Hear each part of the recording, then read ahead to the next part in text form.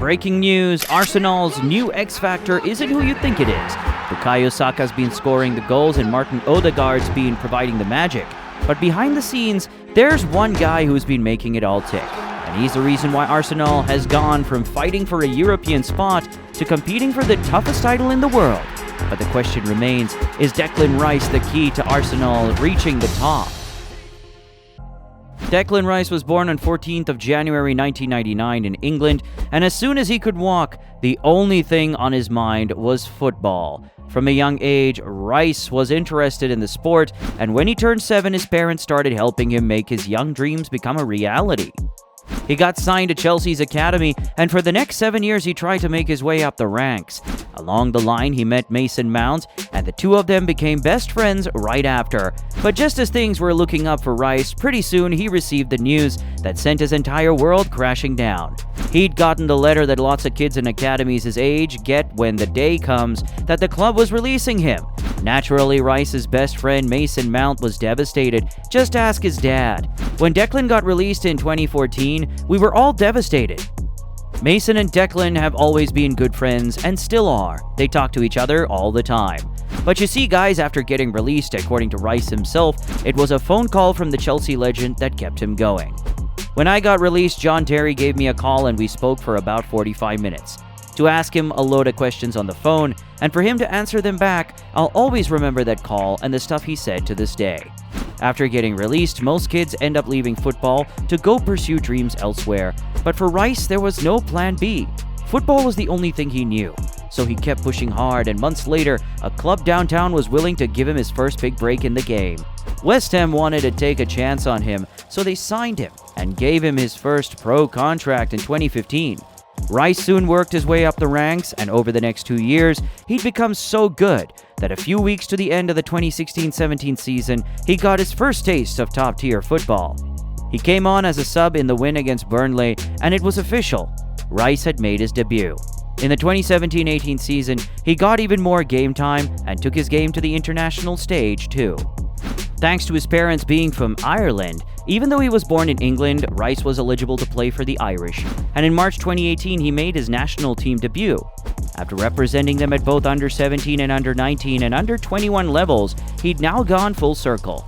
If 2018 was a good year for Rice, then 2017 was even better. That year he had now established himself as a regular in the West Ham team, starting more games than he had in the previous 2 seasons combined. And by December, Rice was showing that he could get clutch winners too. Bagged the winning goal against Arsenal and had the London Stadium going crazy. What a guy! A couple of weeks back, he'd made his 50th appearance for the club, becoming the youngest player since Michael Carrick to hit the mark. But in February 2019, Rice hit the first big controversy of his career. Remember when I said Rice was born in England and could have represented them if he wanted to? Well, yeah, apparently the English FA hadn't forgotten that too. And technically, since Rice hadn't featured in any competitive tournament for the Irish, they could still convince him to join. So they hit a couple of secret meetings with Rice, and in the end, he made the switch. He chose to play for England instead, and dumped the Irish. Now, Rice did explain to the Irish fans that it was difficult for him to make the switch, but ultimately he did, and his reasons were simple. He wanted a win. At the end of the season, Rice was getting nominated for the major awards too.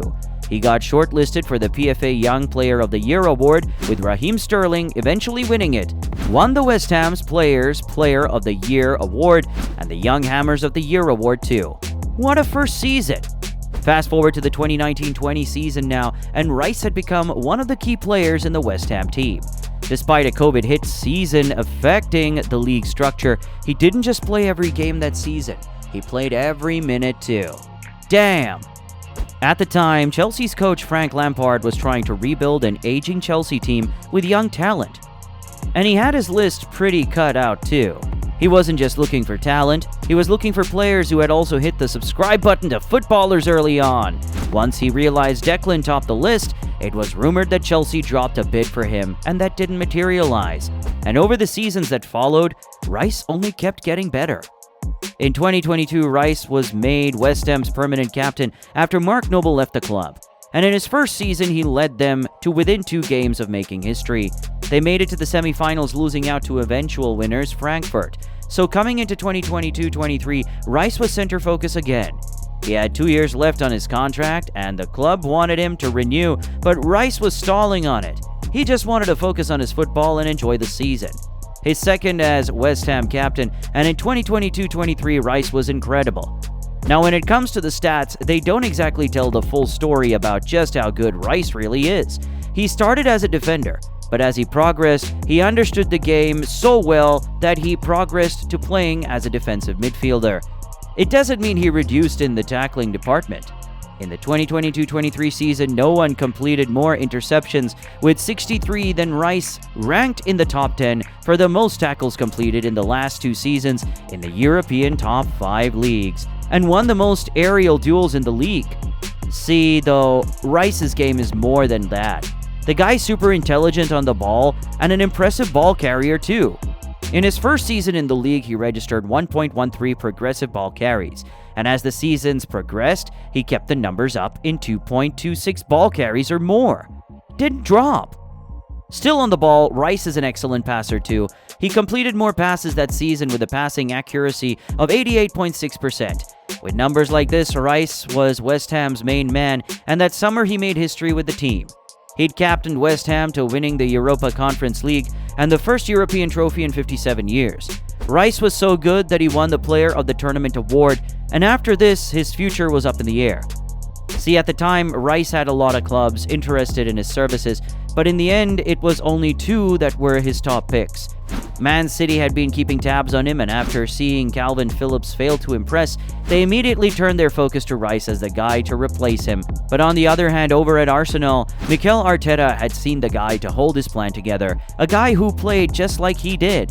Back in the day, Arteta was an OG midfielder. He had everything, could complete passes, hit long balls, tackle, all the stuff Rice did. And seeing how good he was, Arteta knew Rice would fit into his system and make the difference.